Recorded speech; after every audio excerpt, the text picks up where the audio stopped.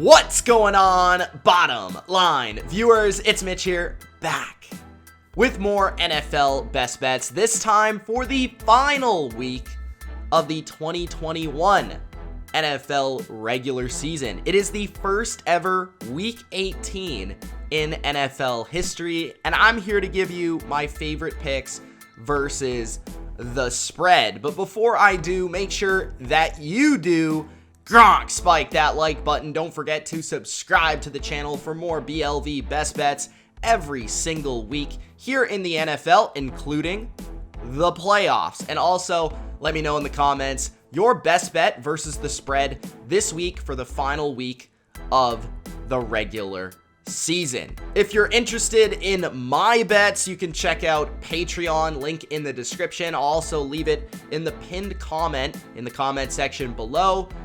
$5 a month gets you my NFL bets every single week. So check it out. Let's kick off my favorite spread picks with the San Francisco 49ers plus 4.5 over the Los Angeles Rams. I feel like I've had a good feel of the Los Angeles Rams as of late, and I personally believe that this team, while they are winning games, are kind of winning rather unimpressively. And I believe offensively, they're just not as electric as I think people believe. And a lot of that has come down to Matthew Stafford and his inconsistency. I mean, the guy has been throwing picks left and right, pick sixes left and right. And last time he played the 49ers, he threw 2 interceptions. And I love Matthew Stafford, but the fact of the matter is he's just been inaccurate, inconsistent, and unreliable as of late.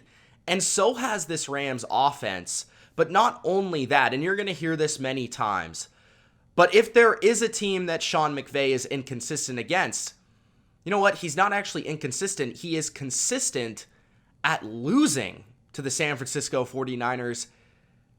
The Rams have lost to the Niners 5 straight games. That is extremely rare within a division rivalry. On top of that, the Rams have been a very successful team over the last few years. Rarely ever missed the playoffs. But Kyle Shanahan owns Sean McVay, and a lot of that comes down to Kyle kind of being the genius of Sean McVay's offense and his system. And Shanahan having a very good recognition of what Sean is trying to do on the offensive side of the ball, teaching his defense how to defend it, and then uniquely attacking McVay's defense in a way that McVay doesn't really have a handle on. Because I believe Shanahan is to the next level of McVay's genius, especially when it comes to the running game. And the 49ers are specifically created as a roster in a similar way to the Saints are created to beat the Bucs, to attack this football team. They're very physical at the line of scrimmage. They can dominate the defensive and offensive lines. And in the last game they played on Monday Night Football, you may remember that as Odell Beckham Jr.'s first game as an LA Ram. Well, the 49ers kind of ruined that party because they dominated thoroughly from start to finish. They ran the ball easily. Jimmy Garoppolo had a very efficient day passing the football, and defensively, they forced turnovers, they got pressure, and it was just an overall dominant performance on a primetime spotlight. And I believe the 49ers may not win this game outright. History suggests they will, especially when a playoff spot is on the line. If the 49ers lose, they are out, most likely. If the 49ers win, they are in, period. Take care of business, you are in. Now, the Rams do have something to fight for in this final week, which, of course, the final week, you always got to think about motivation. The Rams have something to fight for, the division. But that's not as big of a motivation as the playoff spot. And I think that definitely helps the 49ers in this case. On top of that, we don't really know who the quarterback's going to be for San Francisco. And that could be a negative. I do believe Garoppolo's the better player than Trey Lance at this point. But what Trey Lance could provide if he does get the start is a unique wrinkle to the game plan that the Rams defense did not play earlier in the year and cannot really be fully prepared for. Kyle Shanahan might be able to bring some things to the table in this game that he hasn't been able to bring to the table all year with Trey Lance in a must-win game. So I think the number, it's just too many points for a team that isn't producing a ton of points at a rapid rate. It's too many points in a division rivalry. It's too many points in terms of the motivation of the game and what the stakes are. It's too many points in terms of the 49ers have owned this football team. So I like San Francisco plus the points, and I think whether you win, lose, or draw, this speaks of a great bet. My second best bet of Week 18 is the Atlanta Falcons +4 over the New Orleans Saints. They're going to spoil the playoff berth of their rival in their building. The Atlanta Falcons won the first matchup 27-25 in an unexpectedly high-scoring game. This time around, you're getting the better quarterback. You are getting the team that won that first matchup. You are getting a team facing a team that doesn't score very many points. The New Orleans Saints don't score very many points. So 4.5 points is extremely valuable in this matchup. Two teams that are familiar with each other. And I felt that Matt Ryan had his best game of the season in that first matchup. He was torching this Saints defense that is known as one of the better ones in football without really a running game to balance it out. Cordell Patterson had a huge game. Kyle Pitts and Russell Gage will be involved in the game plan this time around. And I believe that Atlanta is just as good as the Saints. Like, there's really not a huge margin here. I understand the Saints are at home, so maybe you give them the slight edge on top of the motivation factor to make the playoffs. That is understandable. But Atlanta has motivation as well. Atlanta's a team that could spoil the playoff berth of their biggest rival. This is a big game for Atlanta. They're not going to just lie down. And I've been impressed with Atlanta, their ability to play head-to-head to Buffalo. It speaks to their growth as a football team that earlier in the year was getting blown out by good teams. They hung in there in an environment that they're not used to, the snow in Buffalo. They're very close to pulling that one off. I think this time they actually fully pull off the upset. The Atlanta defense is solid versus the run, which I think is primarily where you need to be solid to defend the Saints. You need to be aware of Taysom Hill. Obviously, they faced Trevor Siemian the first time around. Now, it's not too much of a difference in terms of actual value and actual talent, but Siemian's a pocket quarterback. Taysom Hill is a scrambler. Atlanta does have speed at the second level at linebacker to be able to track down Taysom Hill in that open space. A.J. Terrell's been phenomenal. I think Taysom Hill really relies on Marquez Callaway to make plays. He should be shut down in this game in that one-on-one matchup. I look at this as a game where the team that's favored just doesn't predictably score a lot of points. So whenever it's a low total, a low scoring game, you're getting the better quarterback, you're getting the team that won the first matchup. I think Atlanta is a great bet, not only to potentially cover here, but also to potentially win the game outright. My third best bet of Week 18 is the Washington football team -7. Now, I understand this is a game that doesn't matter at all. It has no implications for the playoffs. The only implications it has is to prove who sucks more and really who's going to get the higher draft pick. But Washington is a team that fights. For Ron Rivera, this football team will fight. And when you look at the Giants, this is a complete fade of the New York Giant clown show that is going on with Joe Judge and company. This team has been horrific as of late. Like, downright a disaster. I think this team is overvalued at the end of this season. They, to me, are probably the worst team in the NFC at this moment in time, at the end of this year. It's crazy what happened when they lost Daniel Jones, but this team over the last 5 games has lost all of the 5 games. They have covered 0 of those 5 games. They have barely even scored double digits in those 5 games. 4 out of the last 5, they have struggled to score over 10 points. I mean, that is gross. That is disgusting. Now, Washington isn't a Super Bowl team. They're far from it. But they're a team that's an NFL team. And I believe they're going to come out with an effort. Most of their players are healthy. They're better at quarterback. They're better on the offensive line. And they played the Eagles pretty hard last week, a team that's going to the playoffs. They only lost by 4. So I feel like Washington is in a much better stage, mindset, and they actually have some motivation to play for their coach, unlike the Giants. So this is a complete fade of the Giants. They are terrible. Give me Washington. My 4th best bet of Week 18 is the Tampa Bay Buccaneers, -8. And I understand I blew it big time last week with the Bucs. I thought they would cover versus the Jets. But some unforeseen things happened in that game. You might know what I'm talking about. But regardless of that, I think they bounce back big in this spot because they play the Carolina Panthers. And because of what this game means for Tampa Bay. Now, there's not a lot of motivation for Tampa in terms of like seeding. They could move up to the number 2 seed if the 49ers take care of business versus the Rams.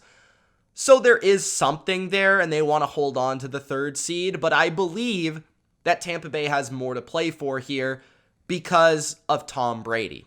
Let's face it, I've been a Tom Brady fan my whole life. He is a psycho, and he wants to be ready. He wants to have this team at 110% entering the playoffs. He understands that he won't have a lot of his reliable players from last playoff run. He needs to get those other guys in form and confident entering those playoffs, whether it's Brashad Perryman, the newly signed Le'Veon Bell, Cyril Grayson, who's been unbelievable as of late, his boy Gronk, or Mike Evans. All of those guys are going to get theirs. Mike Evans has something to fight for, continuing his 1,000-yard streak.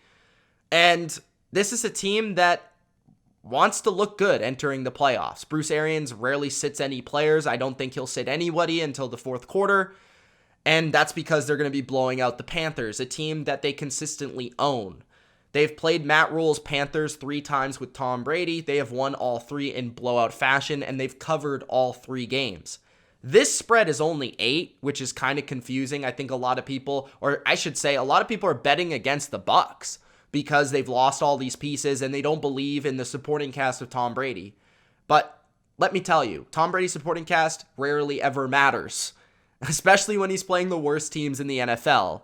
And I believe they'll cover 8 versus a team that they've owned, a team that they've consistently beat down. And I think they do that in this game with the motivation to look pretty entering the playoffs. So give me Tampa Bay to win and to handle Carolina -8. My 5th best bet of Week 18, I'm going with the Seattle Seahawks, +6.5 over the Arizona Cardinals. Now, my rule when it comes to the NFC West is quite often look at the underdog. How many points is the underdog getting? Because it feels like with all 4 of these teams, you take the underdog and you take your chances because oftentimes they cover or they might even win the damn game. And personally, I look at a Seattle team getting 6.5 versus Arizona. I just feel like that's too many points. I get it that Arizona is playing for the division potentially. If they win and the Rams lose, they could win the division. I get that, but I look at Seattle and they might be playing for something just as big, and that's Russell Wilson's last game as a Seattle Seahawk. That very well could be the case on top of Pete Carroll's last game as a Seattle Seahawk.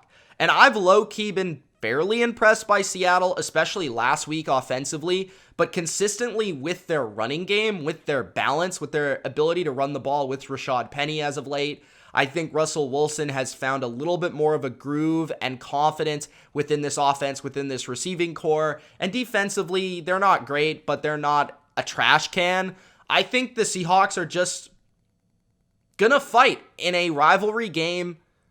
6.5 just feels like too many points. Arizona is a solid team. I understand they beat the Cowboys, but I'm not like overly impressed with the Cardinals to the point of them laying this big of a number versus this rival where they've been back and forth over the years. I think Arizona is a football team that might have a little bit of a dip because they were up for that big game versus the Cowboys. It's a big down spot for them this week. Kyler Murray could have success offensively, but his receiving core isn't fully intact. The running backs are beat up. The defense has proven that they can be ran on at times. And I do think Seattle has mismatches at the wide receiver position I think Seattle is going to make this one really interesting and really close and give the Cardinals a scare.